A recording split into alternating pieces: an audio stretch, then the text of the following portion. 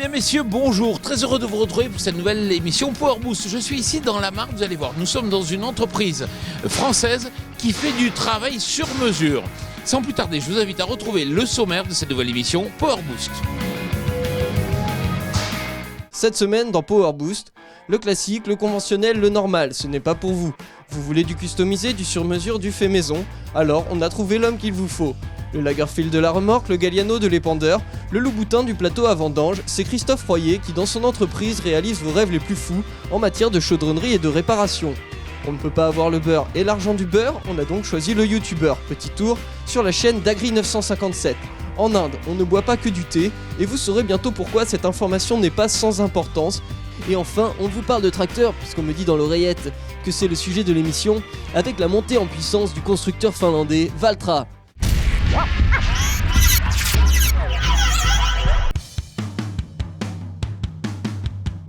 Christophe Royer, bonjour. Bonjour. Alors l'histoire de votre entreprise est intéressante, est-ce que vous pouvez nous la raconter? Déjà, d'abord, c'est une entreprise familiale, donc du grand-père auparavant, même de l'arrière-grand-père au niveau du métier de charron et du ferrage des chevaux. Avec la mécanisation au niveau agricole, l'entreprise s'est développée dans la construction et la fabrication de bennes agricoles. Le grand-père de Christophe a lancé l'entreprise en 1950 à Montmirail, juste à côté de l'endroit où elle se trouve actuellement. Son père s'est ensuite installé à Esternay avant que lui et son frère reprennent, sans se brûler, le flambeau. Cela fait maintenant 20 ans qu'il dirige l'entreprise, élargissant au passage l'activité aux épandeurs, aux plateaux à vendange et aux bennes travaux publics.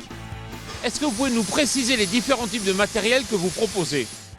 Donc les deux secteurs d'activité, comme je vous ai dit, c'est le viticole et l'agricole. Donc le viticole avec les porte-engins pour transporter les enjambeurs et les plateaux pour transporter le raisin. On a également au niveau agricole, donc on est plus dans une région céréalière et betteravière, donc avec des bennes en fort tonnage, des épandeurs pour les fientes et du plateau à paille également, avec un petit peu de bennes TP. L'entreprise comporte également une partie véhicule plus spécifique dont les usages varient et sont adaptés selon le besoin du client, de la chaudronnerie à la réparation.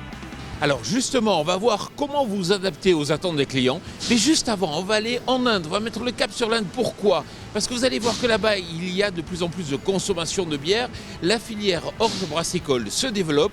Alors on arrive à trouver des semences, mais le problème, c'est plutôt les matériels.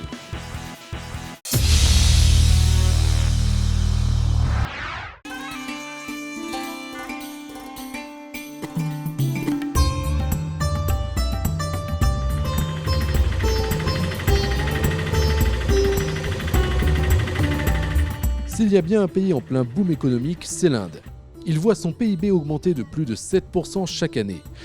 L'Inde est le premier pays producteur de lait et le deuxième pays producteur de céréales.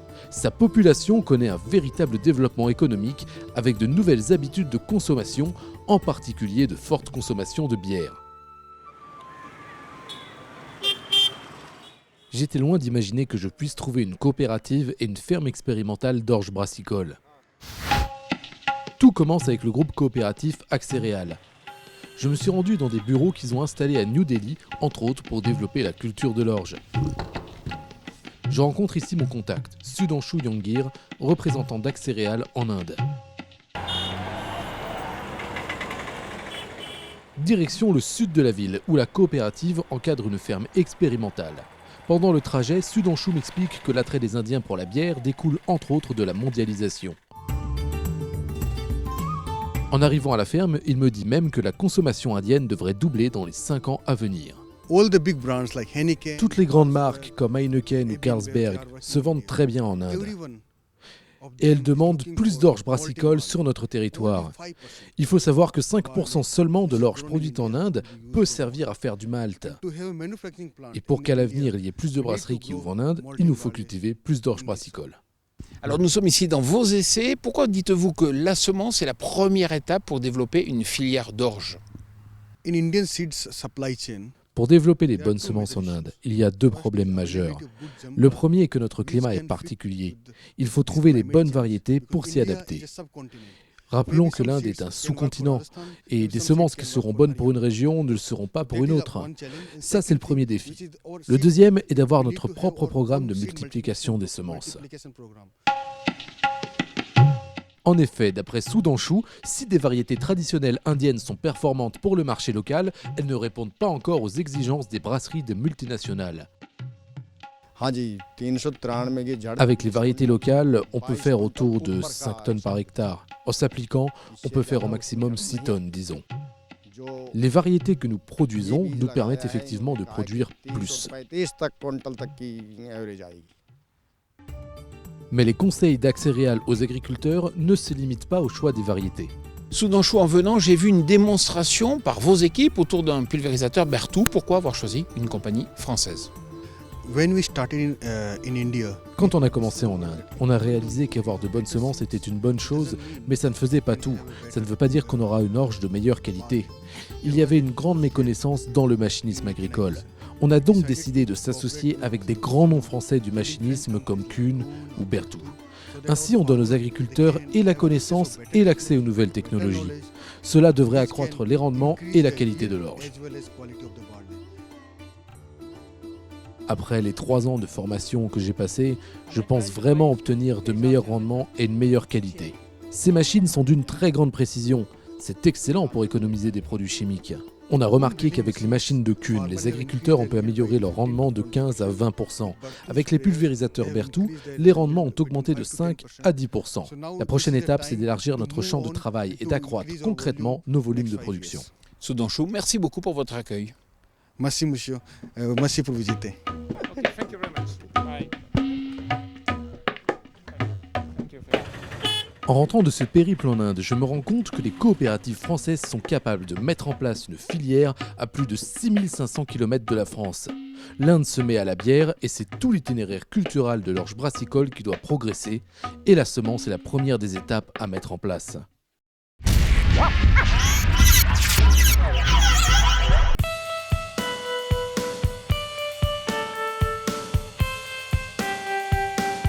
Aujourd'hui, l'entreprise compte 12 salariés, dont Christophe et son frère au bureau, et le reste des effectifs en production. C'est également 1,8 million de chiffre d'affaires et 50 à 60 véhicules par an, agricoles et viticoles confondus. Christophe, si je suis venu vous voir, c'est parce qu'on avait tourné chez un agriculteur un épisode de Power Boost. Il s'agit de Jean-Paul Vinaud. Et oui, vous vous rappelez de Jean-Paul Vinaud et de son étonnante machine à ramasser les noix ?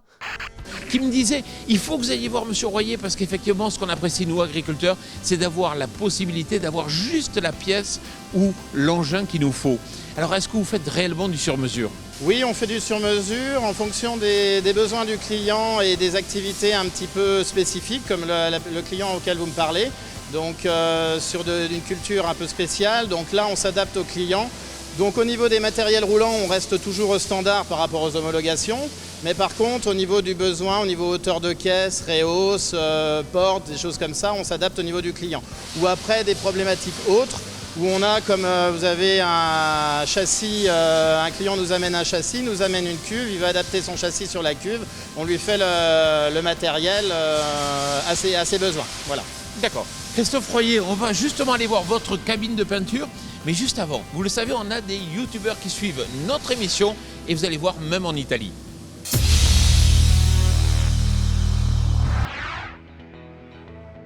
On l'a rencontré au SIMA Innovation Awards. Il parcourt la terre entière pour capturer non pas des Pokémon mais des images des plus beaux engins agricoles. C'est Agri 957 et vous pouvez le retrouver sur sa chaîne YouTube. Je suis à la rencontre donc d'un youtubeur qu'on aime bien mettre en avant. Il a une chaîne YouTube qui s'appelle Agri 957 et c'est vrai qu'elle est très connue en Italie. Bonjour Alessandro. Bonjour Jean-Paul.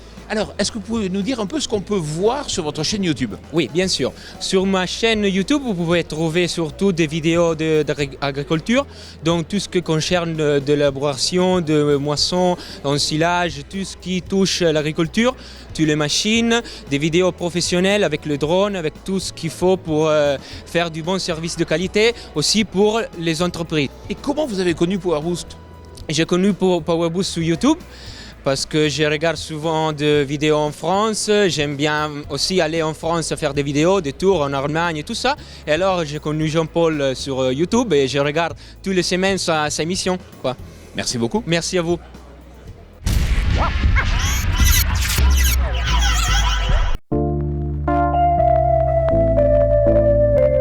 Christophe Royer, on est juste devant là un châssis d'une remorque. Alors est-ce qu'on y voit clair aujourd'hui? Parce que le débat est posé sur le terrain. Est-ce qu'on va de plus en plus vers des transbordeurs qui vont baigner en bout de champ dans des camions et qui vont rouler sur la route, ou plutôt des bennes qui vont rouler de plus en plus vite?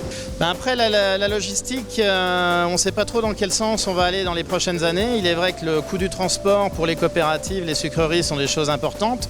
Donc selon les différents pays, on a soit des transbordeurs qui videront dans des semis ou soit des bennes qui évolueront dans les tonnages et dans la vitesse. Mais là-dessus, on ne sait pas où aller à ce niveau-là. Alors moi, ce que je vois, c'est que c'est du sous des mains, on va dire. C'est vrai que vous travaillez vraiment en petit nombre, du sur-mesure. Est-ce que vous arrivez aujourd'hui avec, puisque vous êtes quand même une petite boîte, à trouver des fournisseurs qui vous écoutent?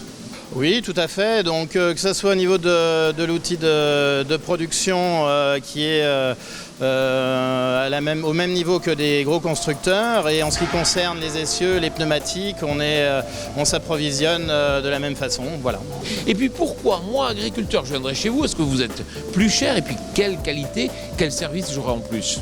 Donc un client qui vient chez Royer vient déjà avant tout pour le service. Donc quand il achète un matériel, c'est vrai que le matériel est fait complètement chez nous, et dans la durée de vie du matériel, ça permet de le suivre sans aucun souci, et s'il y a un jour un petit problème, on est toujours là pour répondre. Voilà.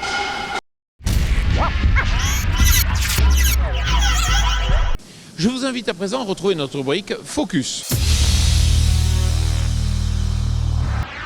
Top, quel constructeur finlandais, ayant pour spécificité de produire ses tracteurs dans toutes les couleurs, a tiré son épingle du jeu en 2016 sur le marché français des tracteurs. C'est Valtra qui enregistre la plus forte progression sur l'année.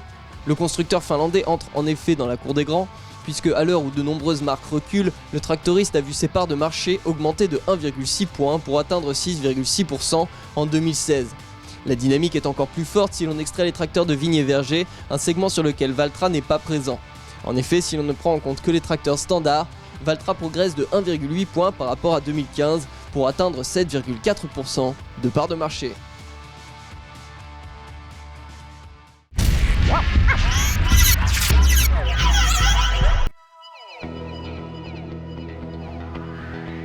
Christophe, qu'est-ce qu'on fait ici? Donc ici nous sommes devant la cabine de peinture. En fait, donc là il y a un matériel auquel on a fait un jeu de réhausse pour le client, spécifique à ses dimensions pour transporter le compost. Le matériel est terminé au niveau fabrication, et donc là passe pour les retouches de peinture avant d'être livré ensuite. Voilà. Christophe Royer, dans notre émission Power Boost, à la fin on pose toujours la même question aux patrons d'entreprise, c'est-à-dire on leur demande qu'est-ce qui vous énerve, qu'est-ce qu'on pourrait améliorer pour la compétitivité de nos entreprises françaises? On aimerait qu'on soit petit ou gros constructeur, avoir une harmonisation au niveau des règles routières. Déjà au niveau européen c'est une chose, mais au niveau national ça paraît déjà compliqué. Donc ce qu'on aimerait bien, c'est avoir une règle commune à tout le monde, ce qui serait plus facile pour tout le monde. Voilà.